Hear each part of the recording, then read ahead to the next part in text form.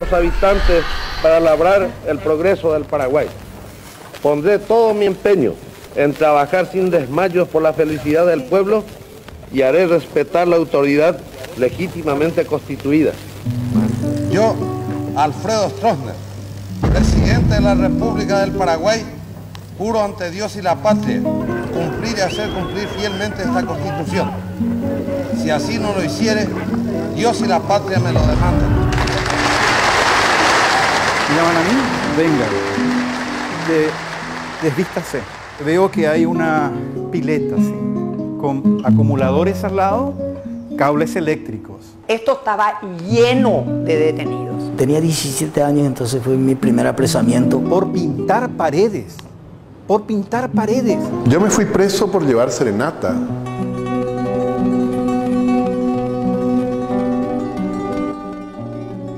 Nosotros buscábamos libertad por un lado y buscábamos por otro lado también justicia social. Conquistar el mundo, cambiar el mundo, defender la paz, o sea, todo eso que hoy como ideales uno lo puede expresar libremente. Nosotros no lo podíamos hacer. Porque antes no era un país, era una cárcel grande.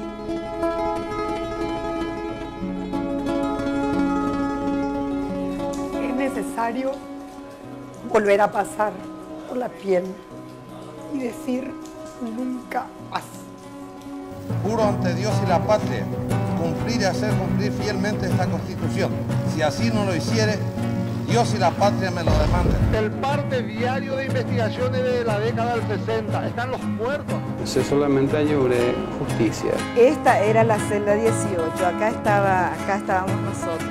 Yo vencí al extranjero. Y después alguien venía y se subía a horcajadas sobre mí de nuevo. 7 veces voy a hacer electricidad, se me envió liaja, se preocupó muy. Es necesario volver a pasar por la piel y decir nunca más.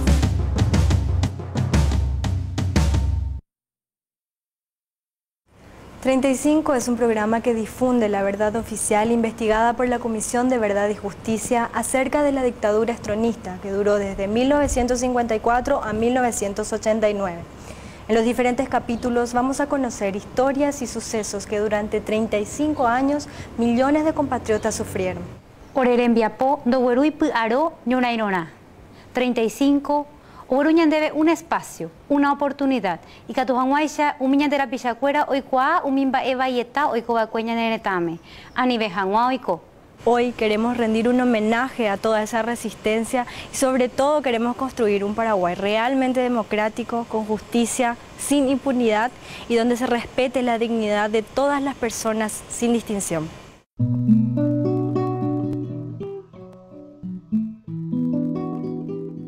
¿Quién era Stroessner? Si miramos hacia atrás, lo que tenemos, podemos describirle a Stroessner como lo que era.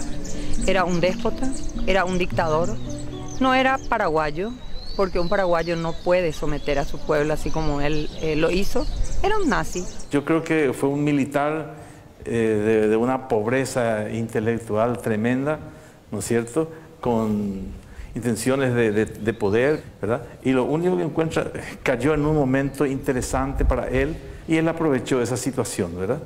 Stroessner es un militar clásico. Él sabe hacer dos cosas: mandar y obedecer. Y él cree que nosotros somos soldados oficiales de un regimiento y el que nos cumple sus órdenes, calabozo. Él era además especial, tenía una idea del poder muy clara, la idea del poder militar, en el sentido que yo tengo que liquidar a mis adversarios y que tengo que gobernar a través de la fuerza. No era sencillamente, como tratan de decir, el odio al comunismo o el odio a los revolucionarios.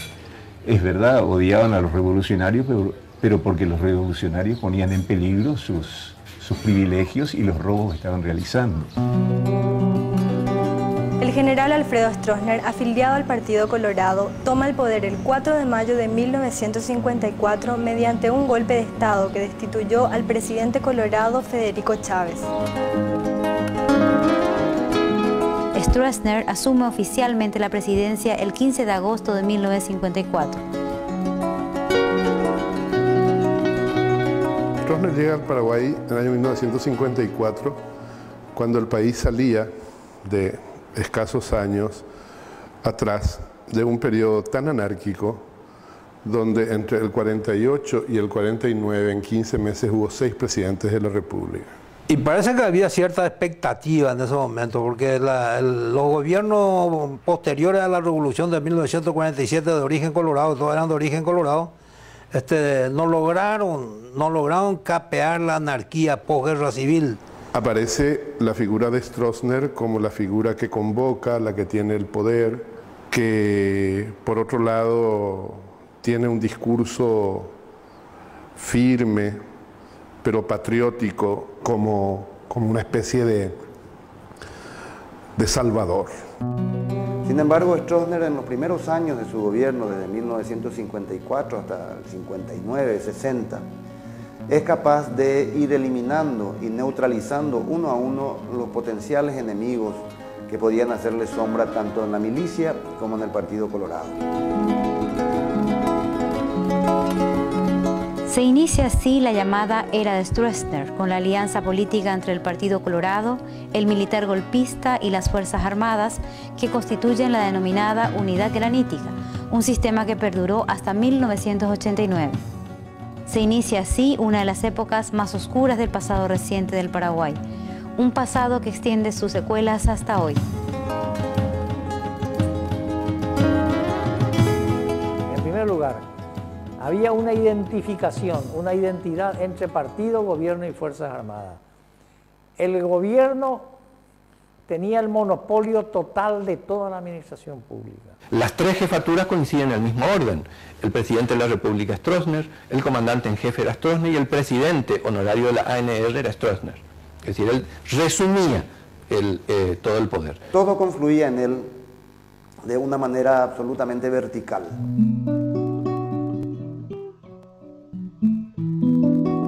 El régimen desde el año 54 encontró resistencia y fue eliminando esa resistencia uno a uno. La primera resistencia obviamente la tuvo dentro de su propio partido, dentro del Partido Colorado, y son las primeras víctimas. En las Fuerzas Armadas, cuando sube Stroessner, las Fuerzas Armadas eran coloradas, pero debe purgar nuevamente a los colorados y va tomando a los aliados que coinciden con el coloradismo stronista.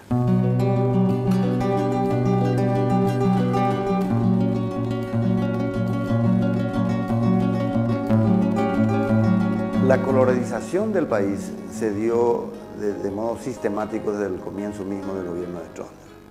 Es decir, era imposible que un joven decida hacer la carrera militar si no estaba afiliado al Partido Colorado.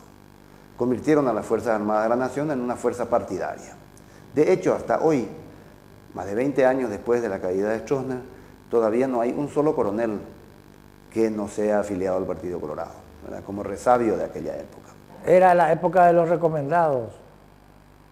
Para cualquier cuestión importante, usted tenía que llevar la recomendación de algún ministro, de algún político. El mensaje era: yo te doy estos favores a cambio de tu sumisión mental, tu sumisión verbal, tu sumisión actitudinal. Es decir, por esta ayuda que yo te doy, lo que yo te reclamo es que siempre votes por el partido, que seas un soldado leal al partido y, si es posible, que seas un delator para el partido. Entonces se afiliaban, pero no tenían ninguna convicción para ello. En un lugar donde podían trabajar entre 10, trabajaban 50. Estaban ahí, pero cobraban. Era una manera de cumplir el papel del Estado de crear fuentes de trabajo. Es una situación que hay que detener. Nosotros todavía no rompemos la dependencia de esa naturaleza. La dictadura de Stroessner fue totalitaria porque ejerció un dominio absoluto sobre toda la sociedad, abarcando tanto lo público como lo privado. Las asociaciones gremiales, sindicales, el sistema educativo, la cultura, el control y el miedo estaban impregnados en todos los rincones del país. No es un régimen militar autoritario transitorio, es un sistema totalitario que pretendió la perpetuación del sistema. Stroessner, sin embargo, pese a tener todas las características de un gobierno dictatorial, tenía una diferencia. Por un lado era el único de estos dictadores que estaba apoyado por un partido político, y por otro lado tenía una obsesión por mantener las fachadas democráticas.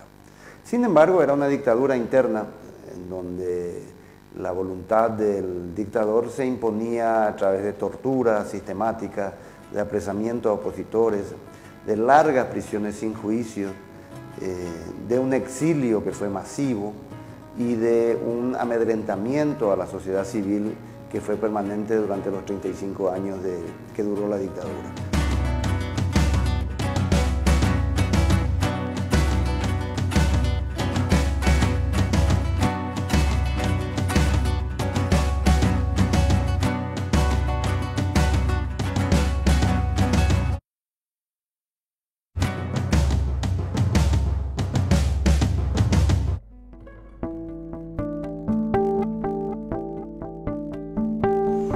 A diferencia de otras dictaduras latinoamericanas, el régimen de Stroessner se constituyó como un sistema político tendiente a permanecer indefinidamente en el tiempo, siempre apoyado por las Fuerzas Armadas y la Asociación Nacional Republicana.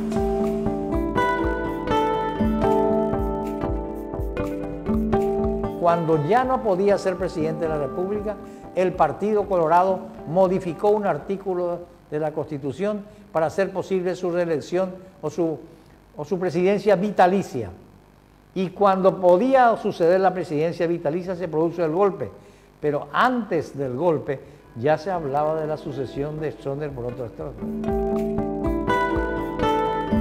Stroessner instaló un sistema político de concentración del poder en su persona, impulsado por la propaganda oficial. Cooptó además el Partido Colorado, imponiéndose como presidente honorario y socio número 1. ¿Qué es lo que hizo la dictadura? En primer lugar, militarizó la sociedad civil y, como decimos en broma, penosamente los militares no se civilizaron.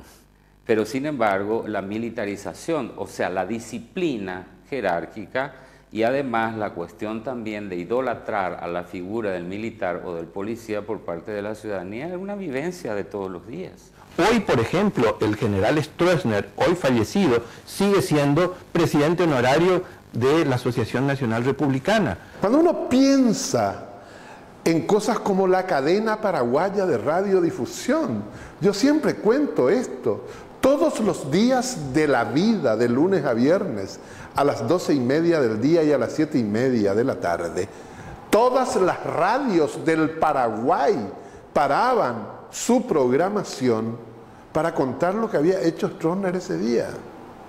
Todos los días durante 30 y pico de años. A Stroessner le encantaba eso, y los obsecuentes de todas las épocas se dieron cuenta de eso. Y construyeron un culto a la personalidad que no tiene parangón en toda la historia paraguaya, ¿verdad?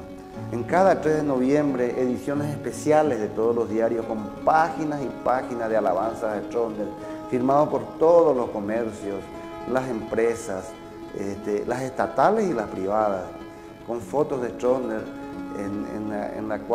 debajo de la cual aparecían leyendas que lo glorificaban mucho más que al propio Mariscal López.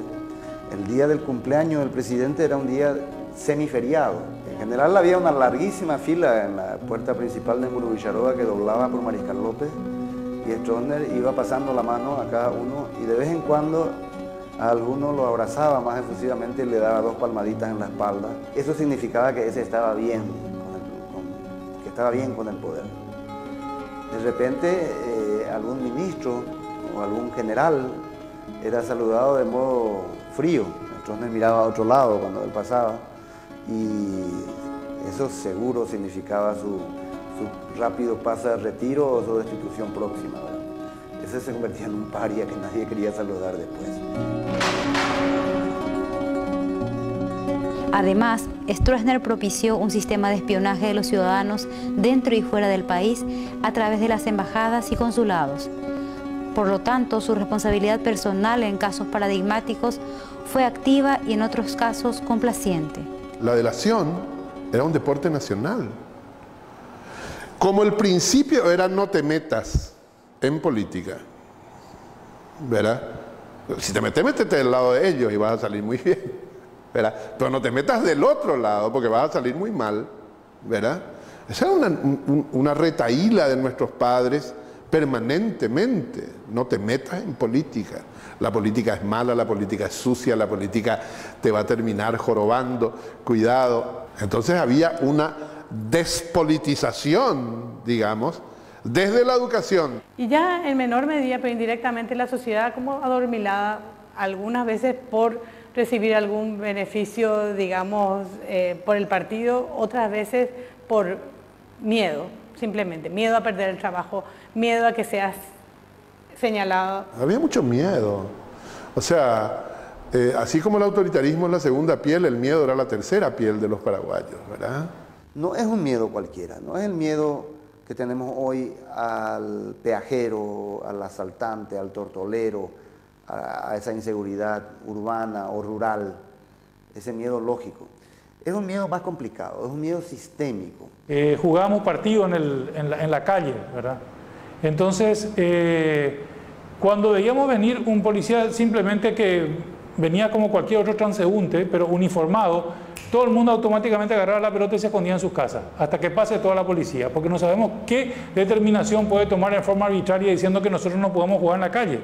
Pero no porque existe una ley o una regulación, sino que simplemente a un policía se le puede ocurrir, a otro puede pasar, pero a uno se le puede ocurrir y meternos presos. No había ninguna seguridad de que vos tuvieras un futuro más o menos predecible porque el Estado podía quitarte todo lo que tenías y no te iba a justificar y no ibas a tener ningún recurso ni ninguna protección. Finalmente terminabas venciendo el miedo, ¿verdad? Pero cuando nosotros cantábamos, venceremos de Marilena Walsh, no tenemos miedo, no que no vamos a tener miedo, claro que teníamos miedo. Y lo decimos muy sueltos de cuerpo hoy, ¿verdad? Pero había que vencer el miedo. Los jóvenes de hoy no se imaginan cómo se vivió. Los jóvenes de hoy no se imaginan cómo fueron las detenciones, las desapariciones, las ejecuciones extrajudiciales, la tortura. No se imaginan el ambiente que se vivía. Al contrario, hoy en día se cree que ese es un ambiente de seguridad.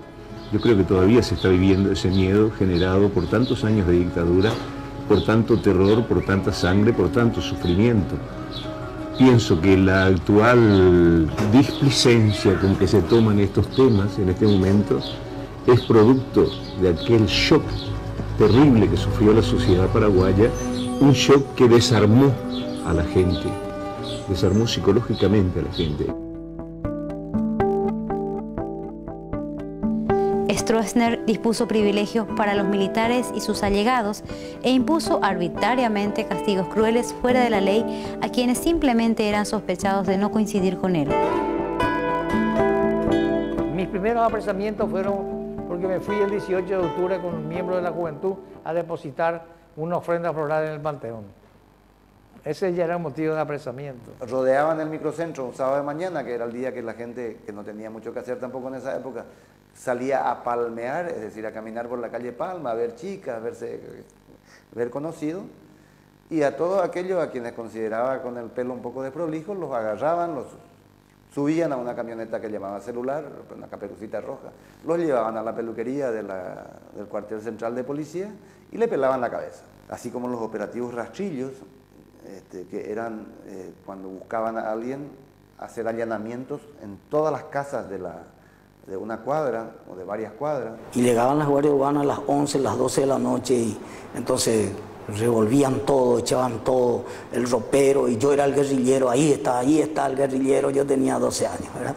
Y significó una opresión inapelable, eso es lo que significó. 2 torturados por día durante 35 años.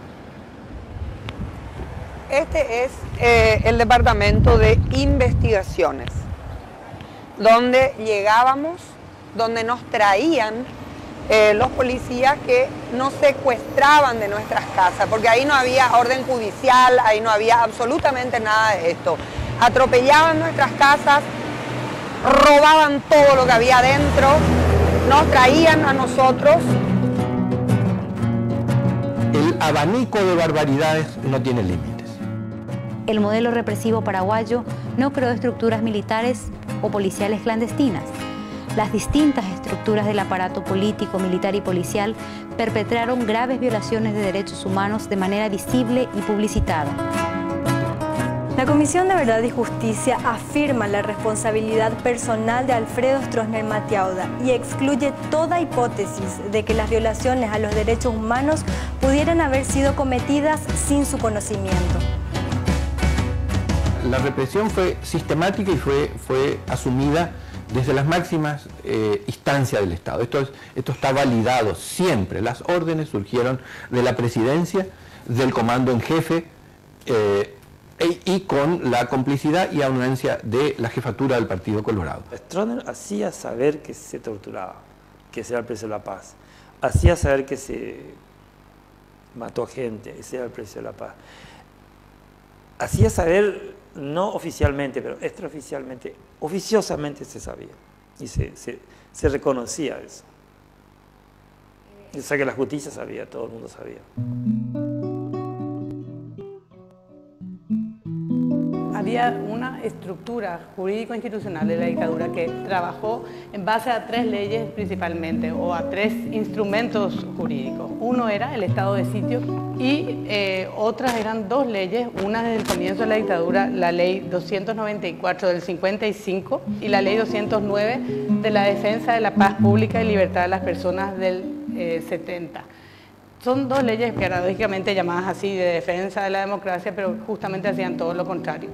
Estas leyes aportaron una especie de justificativo legal para procesar a las personas. Nadie podía decir, yo soy libre y si me toman preso, yo planteo un recurso de amparo o un habeas corpus y el juez ordena mi libertad. Podía estar 20, 25 años por orden superior. ¿Cómo salía libertad? También por orden superior. Era la voluntad omnímoda del presidente de la República. Otra gente, ya cuando hubo necesidad de armar, porque era fabricar procesos judiciales mucho después que la persona estuviera detenida, entonces se usaron esas 2 leyes que le llamaron leyes, son leyes liberticidas realmente, porque digamos castigaban una gama tan amplia de cosas que cualquiera por pensar diferente podría entrar en eso, ¿verdad? Por pensar o por ser pariente de alguien ya podía entrar en el grupo castigado. El sistema de control policial, el sistema de torturas para hallar evidencias, el sistema de control telefónico, el sistema de grabaciones de personas que puedan opinar en contra del gobierno, eso era sistemático, era un método del gobierno. Y la policía no estaba entrenada para otra cosa.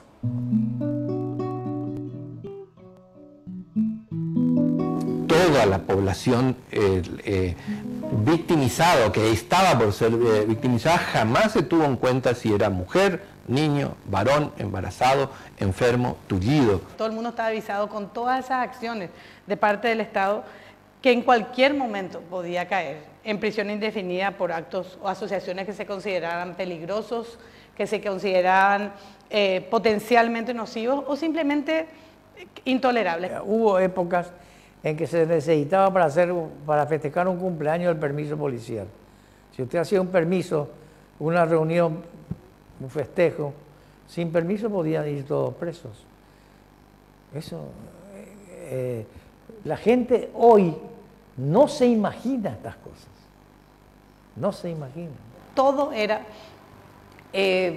permanentemente vigilado, hasta las cuestiones más íntimas del ciudadano, ¿verdad? Yo me fui preso por llevar serenata, pues no tenía permiso de la comisaría. Y siempre lo cuento y la gente se mata de risa. Y estas son las cosas que son buenas de contar, porque son de todos los días. No es la serenata como la de hoy, donde todo el mundo ya sabe que va a haber la serenata. No, una serenata como se corresponde, a las 2 de la mañana, que nadie esperaba, a la luz de la luna, ¿verdad? Cantando con mi guitarra y veía la Caperucita Roja, que era la celular de la policía, las camionetas grandes que usaba, que se estacionaba cuando yo cantaba. Y mientras yo cantaba al amor y a las cosas y a las rosas y a la felicidad humana a partir del amor, sabía que me iba a ir preso porque no había tenido la prevención de ir por la comisaría a avisar que iba a llevar una serenata. Entonces terminó la serenata y se me acercó el policía y me dijo, qué linda tu música, gracias. Y ¿tenés tu permiso? Será, no tengo. Y bueno, vamos para acá.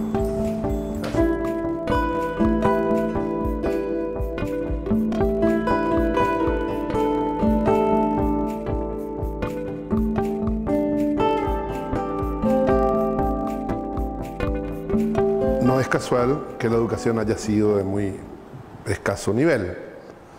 ¿Por qué? Porque Stroessner, como todos los dictadores, sabe perfectamente, si no lo sabe lo intuye, y si no lo intuye le cuentan, que un pueblo culto es un pueblo libre, y un pueblo libre no acepta ni dictaduras, ni tendotaces, ni burubillás, ni nada que se le parezca. Así se explica que una maestra ganara menos que una empleada doméstica. Con esta posición, obviamente, desalienta la participación en la escuela de los mejores, de las mejores, y se instala la idea de que no sabe mucho, pero y paciencia la mitad. Claro que hubo derecho a la educación, cuidado, de manera mucho más sesgada, se gastaba muy poco, el gasto público en educación era mínimo. El derecho a la educación per se no sirve. Esa educación tiene que ser de calidad. Y si uno mira la educación que se daba, definitivamente esa educación dista mucho de ser de calidad. Luego, ese derecho a la educación se vulneró miserablemente. En términos de servicios de educación y de salud, el Estado paraguayo destinaba muy poco dinero a eso, y eso se puede ver en los indicadores. Recién los gastos sociales o de educación y de salud recién empiezan a tener un incremento a mediados de la década del 90. Las escuelas, digamos, el edificio de la escuela generalmente eran contribuciones en dinero o en especie de la comunidad. Cuando el edificio de la escuela estaba listo, entonces se venía a Asunción, se pedía al Ministerio de Educación que se le ponga nombre, que se le lleven los pupitres, las escuelas y los materiales, y que entonces Stroessner iba a inaugurar las escuelas.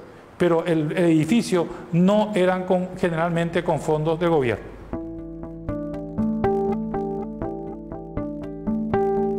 La dictadura de Stroessner era una dictadura atrasada, no era una dictadura modernizante. En el Paraguay no se dio un proceso de industrialización como se dio en los países vecinos o en otros países de América Latina, en los cuales las dictaduras militares se montaron sobre ese proceso. Se fue creando a lo largo del estronismo una burguesía fraudulenta, una clase muy rica, beneficiada siempre del poder político y de los negocios del Estado, que la pasó muy bien, sobre todo a partir de la construcción de la represa de Itaipú, que generó una clase de súper ricos. Es cierto también que durante el estronismo hubieron 2 o 3 hechos económicos, aparte de esas obras de Itaipú, que le dieron vida a la economía paraguaya. Uno es el contrabando. Por ejemplo, cuando yo estaba preso, una de las personas presas, una persona presa es una señora. Y yo preguntaba, ¿por qué esta señora estaba presa? Y bueno, esa señora es parte de una red de contrabando que traía cosas de la Argentina y no pasó todo lo que tenía que pasar al jefe de investigaciones. Entonces lo mantuvo preso ahí por unas cuantas semanas, para que aprenda a que el negocio no se hace de la forma que ella quiere hacer, sino que acá existe una autoridad. Pero estaba todo controlado eso, ¿verdad? Después de Stroessner, ¿quién puede controlar? Se instala la práctica y se democratiza la corrupción. Para Stroessner, un general que no fuese rico no era un buen general.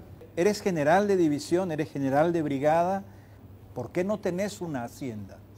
¿Dónde está tu autoridad? ¿Dónde está tu poder? ¿Para qué te di el mando si no aprovechás el mando para enriquecerte? Ese era el lenguaje típico de Stroessner con sus jefes militares. Aproximadamente 1/3 de la geografía nacional terminó en manos de jerarcas del estronismo como tierras malavidas, ¿verdad? 11 millones de hectáreas donadas a los amigos, porque se escribe todo junto y sin ese final. Los amigos, ¿verdad? Que eran sujetos de reforma agraria, eran coroneles y generales de la nación y eran presidentes excepcionales, no eran campesinos. Y aquí estamos con este drama de la reforma agraria, donde el 8% de la gente tiene el 92% de la tierra. Y no les quedó otra que tanta era la corrupción, digamos, que empezar a comer lo que se había ahorrado de la época dorada de Itaipú.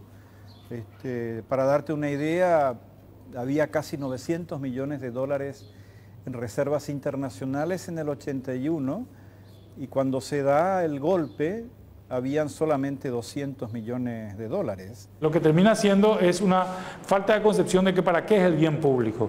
Porque ese es uno de las herencias más nefastas de Stroessner, que el ciudadano paraguayo no entienda qué es el bien público.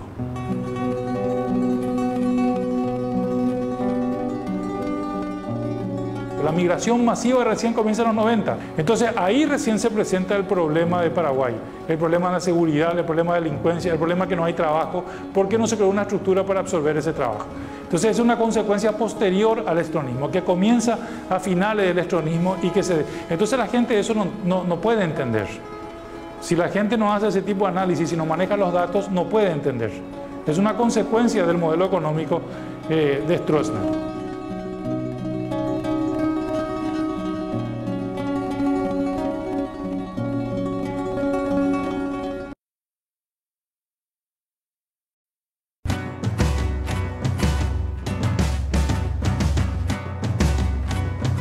El Museo Virtual MEVES, Memoria y Verdad sobre el Estronismo, busca promover los valores democráticos a través de la difusión del informe final de la Comisión de Verdad y Justicia.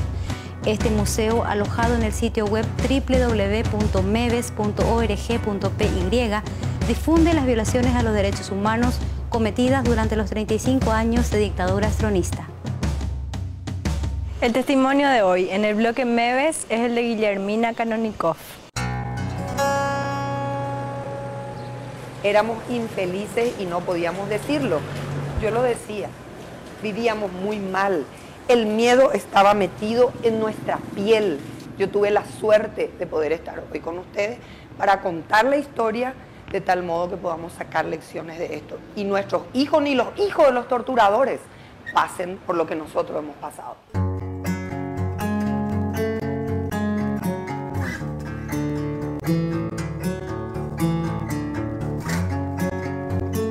Yo tenía 21 años cuando ocurre mi detención y el asesinato de mi marido.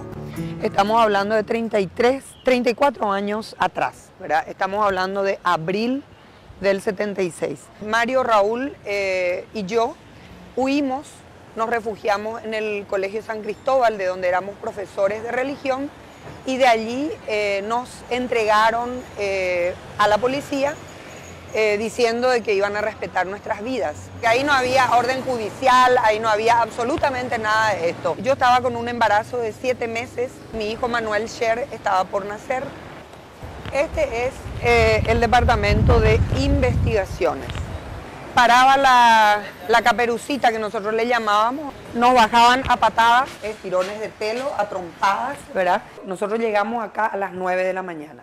Esto estaba lleno de detenidos. Acá estábamos unas 10 a 15 mujeres. El resto de las mujeres estaba en redondo. Del grupo nuestro habían por lo menos unas 7 a 10 mujeres, ¿verdad? Y habían niños pequeños también con nosotros. Yo casi le perdí a mi hijo ese día acá en investigaciones, porque el comisario Pino me agarró de los pelos, me tiró contra esta pared.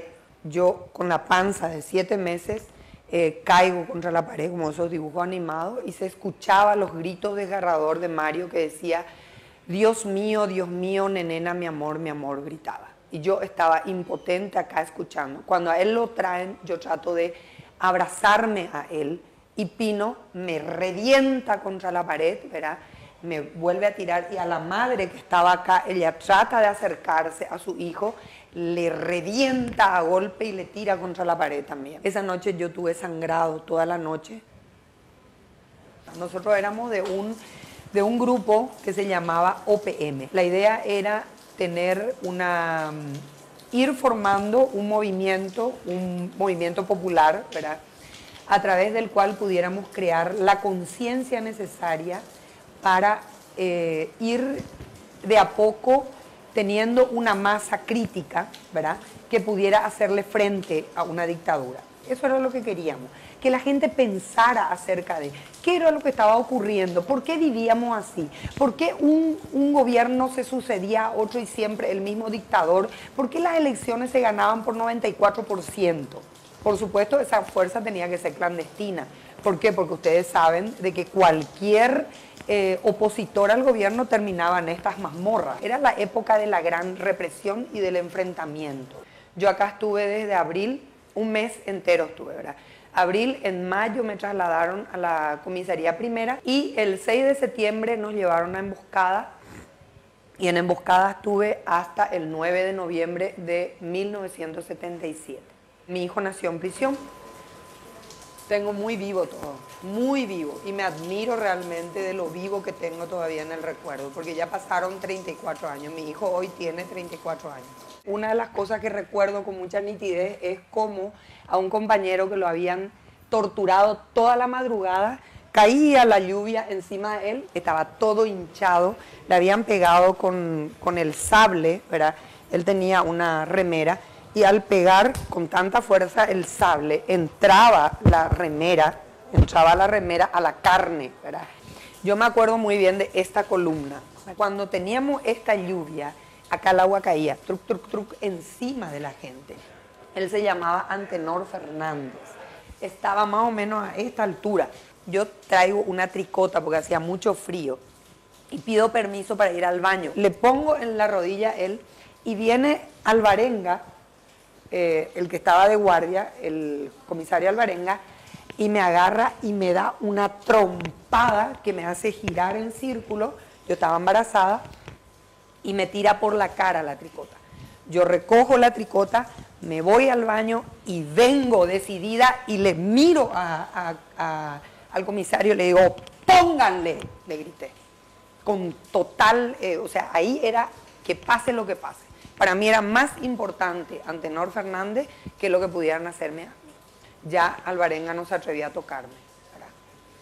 Esta escalera en este itinerario llevaba a la oficina de Pastor Coronel. Estamos hablando ya de marzo del 77. Pastor Coronel era un tipo enorme, ¿verdad?, grande. Yo me acuerdo también porque yo me sentí tan chiquitita.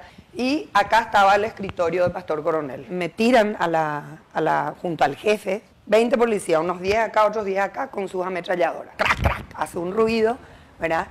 Como para amedrentarme y para que yo en ese momento hiciera lo que a ellos se les ocurriera. Me querían hacer firmar papeles en blanco, a lo cual yo me había negado. Acá lo tengo absolutamente todo grabado. Yo, mujer sola, 21 años, ¿verdad?, con un bebé que me estaba esperando allá abajo y me recibe con un guerrillera de mierda. Hasta hace rato lo hubiéramos matado como le matamos a su marido.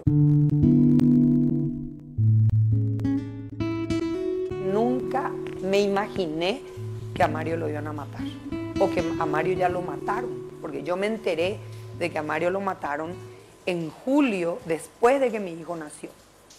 Jamás me contaron a mí de que a Mario lo habían asesinado, ¿verdad?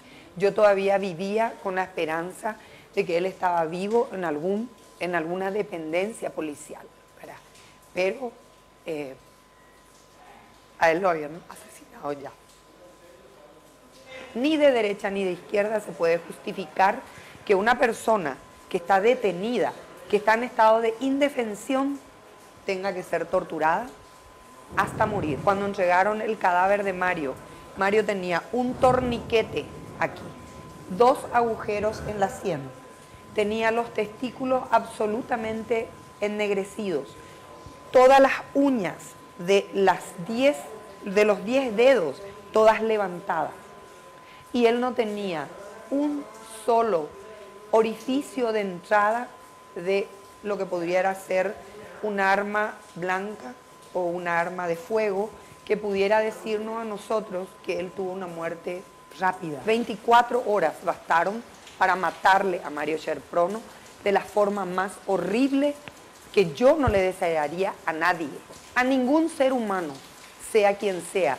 El ladrón más grande, el asesino más grande, tiene el derecho, le asiste a que se le ponga un abogado, que se le juzgue y que purgue la condena a la que es sometido. Cuando se hace la autopsia del cadáver de Mario, una de las cosas que a mí más profundamente me tocó fue el hecho que dijo el forense: la muerte de Mario Sher Prono solamente puede ser comparada con la muerte de Jesús en el Calvario, porque fue una muerte lenta, donde ellos se aseguraron que su víctima no tuviera la posibilidad de rebelarse o de enfrentarse, cuando que ellos habían dicho de que Mario Sher Prono había muerto en un enfrentamiento. Presentamos el cuerpo del delito, presentamos pruebas de testigos calificados que le vieron a Mario vivo en el Colegio San Cristóbal, entrando vivo al Departamento de Investigaciones, desde donde él es llevado al Departamento de Vigilancia y Delitos, y donde testigos calificados vieron morir a Mario. El caso de Mario Sher no es el único. Hay muchos otros casos que hoy todavía siguen dormidos en el Poder Judicial. Hago incluso un esfuerzo muy grande para recordar minuto a minuto, hecho por hecho, acción por acción, no buscando venganza ni mucho menos, sino buscando aprender lecciones, porque considero de que aquello fue algo muy grave, algo muy terrible, y hecho desde un terrorismo de Estado. Lo que hicimos fue probar, con una lucha de 10 años, de que este tipo de crímenes no pueden quedar en la impunidad, porque si nosotros no recordamos y si no penalizamos a quienes asesinaron y mataron, teniendo el poder en sus manos, nosotros dejamos una brecha muy grande abierta, y eso es muy peligroso. Hemos dejado precedente histórico. Es el único caso en que se le juzga y se le condena a quienes han cometido delitos de lesa humanidad. Nosotros tenemos que bregar por una sociedad donde se respeten los derechos humanos en primer lugar, ¿verdad? Y construir esta democracia respetando las instituciones, para lo cual nosotros estamos aportando.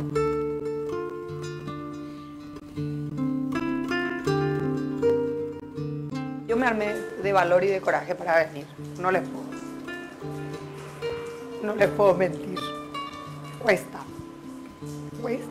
duele, pero es necesario.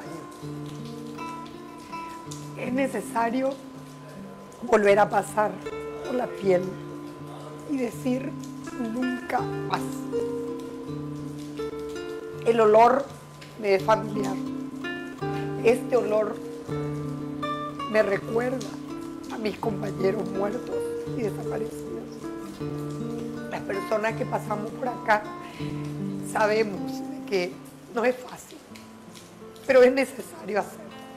Es necesario porque la memoria es lo único que puede servirnos como un bloqueo a lo que nunca más debe ocurrir.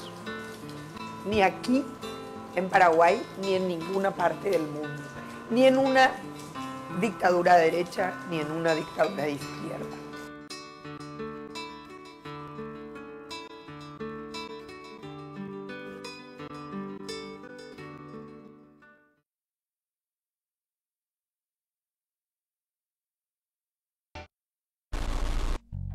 El abanico de barbaridades no tiene límite.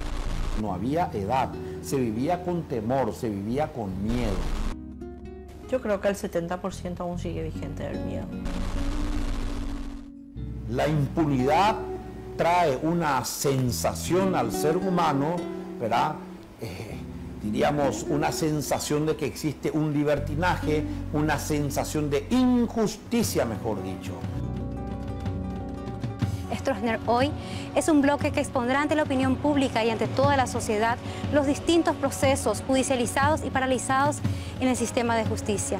De hecho, el informe final de la Comisión de Verdad y Justicia afirma que la sombra de la impunidad es la que impide el pleno desarrollo de la democracia y el Estado de Derecho en Paraguay. A 22 años de la caída de la dictadura, cientos de víctimas y sus familiares aguardan la reparación de los terribles delitos cometidos. Los crímenes de lesa humanidad nosotros los resumimos en tortura en nuestro Código Penal, ¿verdad? Violaciones de derechos humanos, que son detenciones ilegales, torturas, muertes, desapariciones, etc. La amplia gama de situación que se da en un régimen dictatorial. Y puede haber ocurrido que la persona A se le haya producido, diríamos, esos hechos, pero ¿a quién afectó? Afectó a toda una familia, afectó a la sociedad. Este es un país que aún no tuvo muchos avances, tuvo muy pocos casos que ya tuvieron sentencia. Solamente tenemos 3 detenidos en este momento por crímenes de lesa humanidad o por este caso durante la dictadura de Alfredo Stroessner. Hay muchas personas que ya han fallecido, que fueron perpetradores, y otras que aún siguen vivas y están incluso en varias funciones judiciales o legislativas o alguna otra función administrativa. Los crímenes de lesa humanidad, ¿verdad?, las violaciones a derechos humanos son imprescriptibles. O sea que estos hechos punibles se mantienen y subsisten en el tiempo y en el espacio. Se puede seguir la persecución penal y se puede iniciar una persecución penal que ocurrió en el 54-55. Y ahora, con mayor razón, nuestra Constitución Nacional, ¿verdad?, y nuestras leyes, ¿verdad?, declaran así en forma directa, sin necesidad de ir a los instrumentos internacionales, sobre, lógicamente, la imprescriptibilidad de la acción en estos crímenes. En el 2009 se presentó 10 nuevas querellas, 2010 también 10 querellas contra los violadores de los derechos humanos. En el 2011, 5 acciones judiciales. Es decir, tenemos 25 acciones judiciales que avanzan muy, pero muy lentamente. En total fueron presentados 37 casos, 25 casos siguen trámites, 9 terminaron definitivamente y 3 o están paralizados o con sentencia en primera instancia sin llegar a culminar totalmente. El caso más emblemático que está paralizado es el caso en el cual se involucra la muerte de Celestina Pérez Almada, esposa de Martín Almada. Hace 22 años empezó y no tiene sentencia definitiva. La justicia es muy discreta en su actuar. Vemos que son muy lentos los procesos. No hay prácticamente condenas nuevas. La actuación del Ministerio Público también es sumamente discreta. En estos años no tuvimos nuevos imputados. Entonces esa es nuestra preocupación fundamental. La persecución penal es de obligatoriedad, lógicamente, para el Ministerio Público por el nuevo Código Procesal Penal, que hablamos del principio de legalidad procesal, que toda autoridad está obligada a la persecución de hechos punibles. No hay una sola imputación de los 25 nuevos procesos iniciados desde el 2009. Hay una nueva unidad de derechos humanos del Ministerio Público, pero está imbuido del mismo espíritu que se tenía antes. Y creo que la directora Soledad Machuca, está una tal Beatriz Aprisa, Ullari y otras personas más. Pero con el hecho de que no hicieron una sola imputación desde el 2009 es grave, ¿eh? Necesitamos un mayor compromiso, una mayor voluntad política de todos los sectores, especialmente del Poder Judicial, del Ministerio Público y, ¿por qué no, del Poder Ejecutivo? Si hay falta de credibilidad al sistema de justicia, se cae uno de los poderes del Estado, ¿verdad? Y eso hay que evitar, ¿verdad?, esa sensación de impunidad. Esperamos que nuestro nuevo fiscal general tome una actitud y asuma una posición mucho más comprometida con esto, ¿verdad? Atención, pueblo paraguayo, habla el general Alfredo Stroessner. Stroessner es un ser nefasto, un ser, decir criminal es decir poco, genocida. Están cogiendo y torturado. Me agarran y me meten en la bañera con agua sucia. Me va castigando, me va azotando hasta hacerme desmayar. Estaba yo torturado, como pensé que 2 costillas, vea, siempre al lado me respira. Me robaron mi inocencia, no me dejaron terminar mi primaria, me robaron todo. Lo que tiene la dictadura, lo que tiene el terror, lo que tiene la violencia, lo que tiene la tortura, es que una vez que te tocó, ese toque queda para toda la vida. Pongo mi pensamiento en el luminoso destino y en las glorias de la nación y pido a Dios me dé las fuerzas suficientes para cumplir con mi deber con acierto y patriotismo. La herencia del estronismo es la impunidad que todavía hay, el poder judicial que no funciona, el prebendarismo que todavía existe, las coimas que todavía existen, ¿verdad? La corrupción hasta en el último, la corrupción va hasta el último empleadito. Prebendarismo y clientelismo son sin duda así como la estrella, ¿verdad?, de ese estado de cosas, pero el autoritarismo, no importa los planes de nuestros políticos, o mandacuara tiene que saber mandar. No importa qué haga, si sabes mandar, lo hará bien. Es terrible. ¿Por qué no reclama nuestro pueblo? Porque le pegaron siempre que reclamó. Y Stroessner se encargó particularmente de hacerlo, y esa es una herencia terrible del estronismo. Yo creo que eso ya el pueblo paraguayo ha dicho basta. Ya la juventud paraguaya ha demostrado que no va a permitir que el estronismo vuelva. Uno fue el marzo paraguayo y otro fue el levantamiento de los Carapintá del año 96. Y de este tiempo a esta parte la juventud ha conquistado derechos y toda la sociedad ha conquistado derechos que no está dispuesta a permitir que se les robe. Lo que nunca debió ocurrir, no vamos a permitir que vuelva a ocurrir. Esperamos que el contenido de 35 sirva para la reconciliación con la verdad y la justicia y que promueva una convivencia pacífica entre todos los paraguayos y las paraguayas. Ñembo que tiempo o pama lo mitad. Coanga Paraguay oye tiburoja o guatate non degutu. 35 años de dictadura, muerte y exilio, daikatui o pavo tesaraipe. Coanga Jempuñandebe, ñamba apo, jañañomputibo, y catujanguaisha, muy víctimas, a familiares de víctimas, o huereco justicia, a reparación. Yo ya, yo ayumante, o hueruta ñandebe, upe, aguapu, paraguayo y cotenima.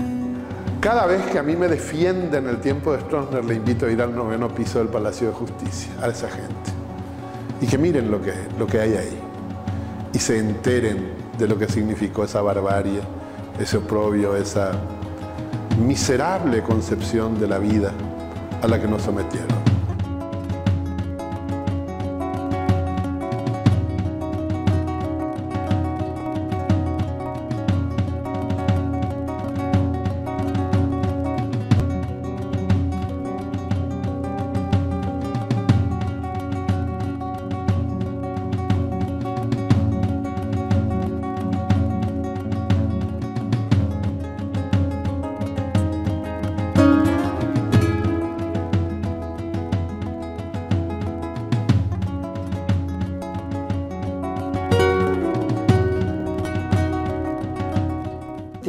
Tiene una idea del poder muy clara, la idea del poder militar, en el sentido que yo tengo que liquidar a mis adversarios y que tengo que gobernar a través de la fuerza.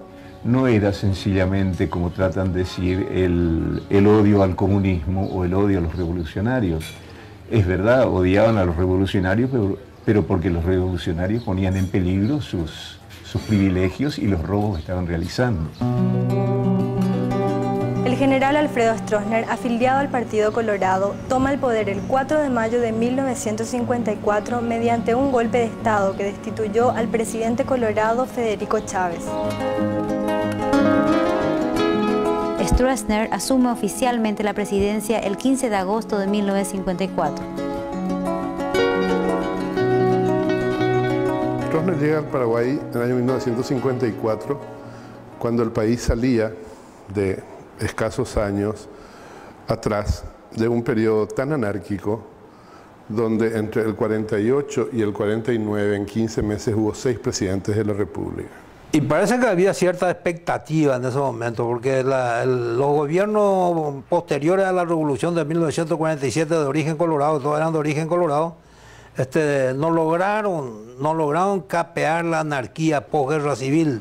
Aparece la figura de Stroessner como la figura que convoca, la que tiene el poder, que por otro lado tiene un discurso firme, pero patriótico, como una especie de salvador.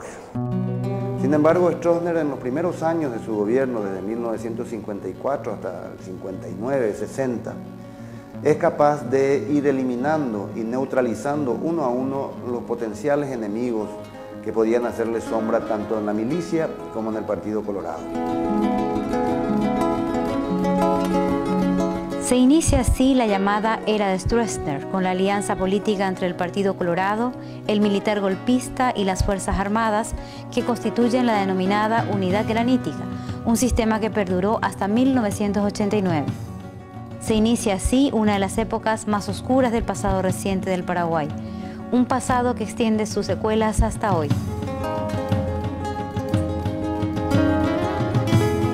En primer lugar, había una identificación, una identidad entre partido, gobierno y Fuerzas Armadas. El gobierno tenía el monopolio total de toda la administración pública. Las tres jefaturas coinciden en el mismo orden. El presidente de la República Stroessner, el comandante en jefe era Stroessner y el presidente honorario de la ANR era Stroessner. Es decir, él resumía todo el poder. Todo confluía en él de una manera absolutamente vertical.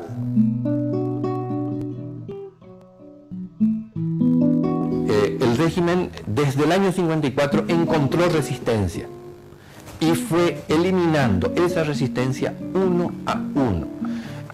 La primera resistencia obviamente la tuvo dentro de su propio partido, dentro del Partido Colorado, y son las primeras víctimas. En las Fuerzas Armadas, cuando sube Stroessner, las Fuerzas Armadas eran coloradas, pero debe purgar nuevamente a los colorados y va tomando a los aliados que coinciden con el coloradismo stronista.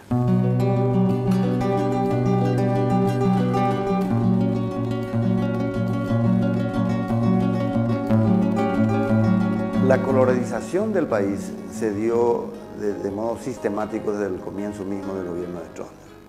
Es decir, era imposible que los habitantes para labrar el progreso del Paraguay. Pondré todo mi empeño en trabajar sin desmayos por la felicidad del pueblo y haré respetar la autoridad legítimamente constituida.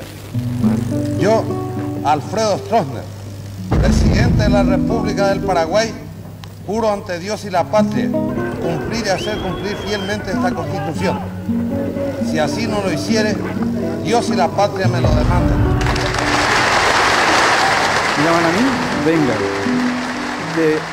desvístase. Veo que hay una pileta, ¿sí?, con acumuladores al lado, cables eléctricos. Esto estaba lleno de detenidos. Tenía 17 años, entonces fue mi primer apresamiento. Por pintar paredes. Por pintar paredes. Yo me fui preso por llevar serenata.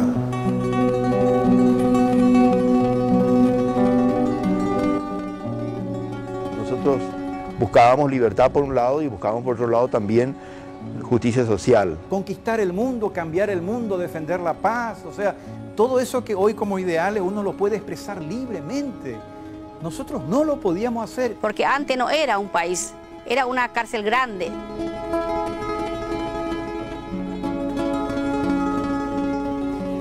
Es necesario volver a pasar por la piel y decir nunca más.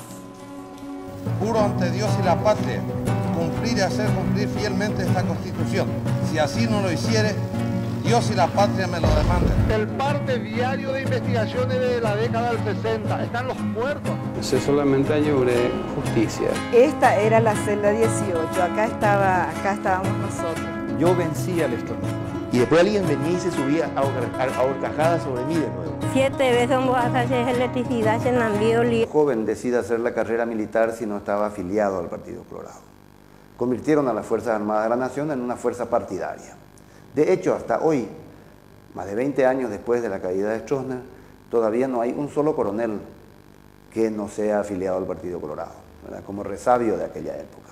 Era la época de los recomendados. Para cualquier cuestión importante, usted tenía que llevar la recomendación de algún ministro, de algún político. El mensaje era: yo te doy estos favores a cambio de tu sumisión mental, tu sumisión verbal, tu sumisión actitudinal. Es decir, por esta ayuda que yo te doy, lo que yo te reclamo es que siempre votes por el partido, que seas un soldado leal al partido y, si es posible, que seas un delator para el partido. Entonces se afiliaban, pero no tenían ninguna convicción para ello. En un lugar donde podían trabajar entre 10, trabajaban 50. Estaban ahí, pero cobraban. Era una manera de cumplir el papel del Estado de crear fuentes de trabajo. Es una situación que hay que detener. Nosotros todavía no rompemos la dependencia de esa naturaleza. La dictadura de Stroessner fue totalitaria porque ejerció un dominio absoluto sobre toda la sociedad, abarcando tanto lo público como lo privado. Las asociaciones gremiales, sindicales, el sistema educativo, la cultura, el control y el miedo estaban impregnados en todos los rincones del país. No es un régimen militar autoritario transitorio, es un sistema totalitario que pretendió la perpetuación del sistema. Stroessner, sin embargo, pese a tener todas las características, Es necesario volver a pasar por la piel y decir nunca más.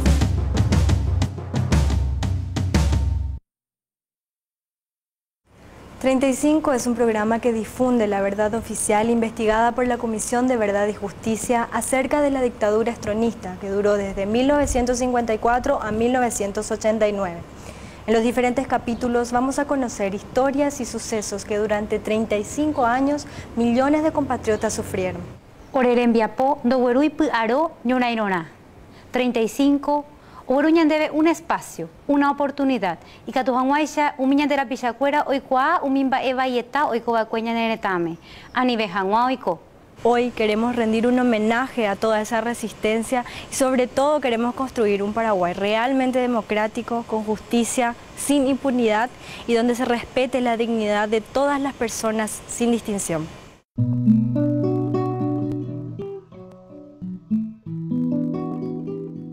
¿Quién era Stroessner? Si miramos hacia atrás, lo que tenemos, podemos describirle a Stroessner como lo que era. Era un déspota, era un dictador. No era paraguayo, porque un paraguayo no puede someter a su pueblo así como él lo hizo. Era un nazi. Yo creo que fue un militar de una pobreza intelectual tremenda, ¿no es cierto?, con intenciones de poder, ¿verdad? Y lo único que encuentra, cayó en un momento interesante para él y él aprovechó esa situación, ¿verdad? Stroessner es un militar clásico. Él sabe hacer dos cosas: mandar y obedecer. Y él cree que nosotros somos soldados oficiales de un regimiento y el que nos cumple sus órdenes, calabozo. Él era además especial